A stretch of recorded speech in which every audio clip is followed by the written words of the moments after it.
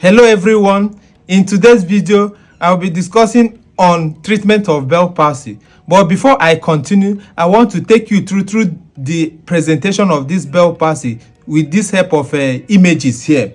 Now, these are the images. This is the brain, this is the affectation. As I've told you, a typical case of Bell palsy, one side of the face is affected. Once this particular face is affected, you see this is the brainstem. The facial nerve comes out from the brainstem and supplies the muscles of the face, both the frontal, the eye region, and the mouth. So when the Bell palsy occur, this is where the inflammation occur. When this particular inflammation occur, it will be there will be an affectation of the frontal and the eye region of the face, thereby causing delimitation. Knowing that the affectation occurs here, but the sign and symptoms is presented in the face. This is the brainstem where the affectation occur, where the inflammation occur, but is now presenting on the face, one side of the face. Depending on the severity of this Bell palsy, can only be when there is the affectation is much. Will give you the exact presentation of how this particular Bell palsy is going to affect the area of the face. So in next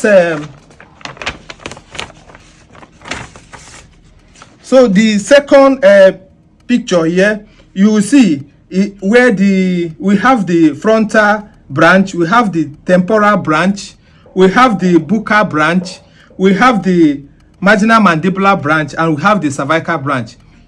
These branches has different muscles in which it give innervation to. So when any of these branches are affected, it will affect that particular region more. So that's when you see some patients, he cannot be able to close his eyes. He cannot be able to close his eyes. He cannot be able to frown. Or you see the face drooping to one side. Or you also see the mouth.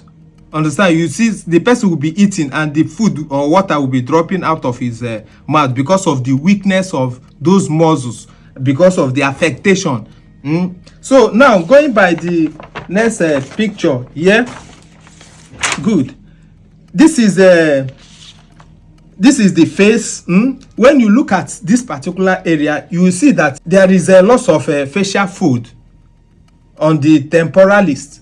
Then when you come to the eye, due to the eye are much wide open, you see some air entering inside the eyes, or so many other objects flying can actually enter the eye. You see the patient shedding more tears more than usual. It will be as if to say something strange has happened to the patient. That's why he's shedding tears. But it's as a result of the weakness of those nerves that controls the muscle around the eyes.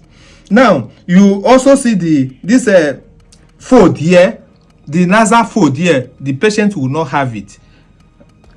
Look at the dripping of the mouth, trying to move it one side, and with this presentation, you see that the patient will have a mask faced.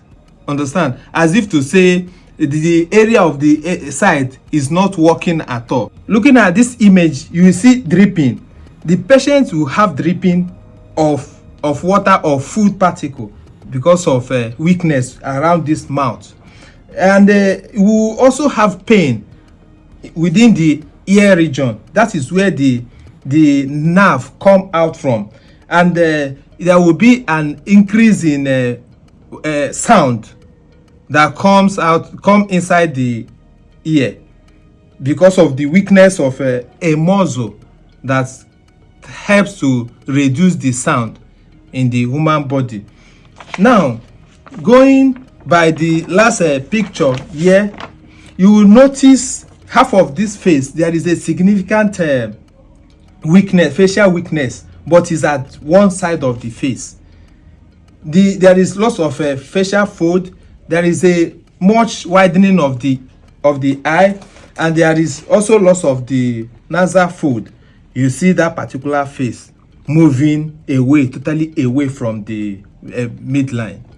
Now, if you have seen all these signs and symptoms presenting, what we do is to probably correct this thing so that there will be, the face will be symmetrically, there will be equal, and this particular weakness, to correct the weakness of the area of the face affected.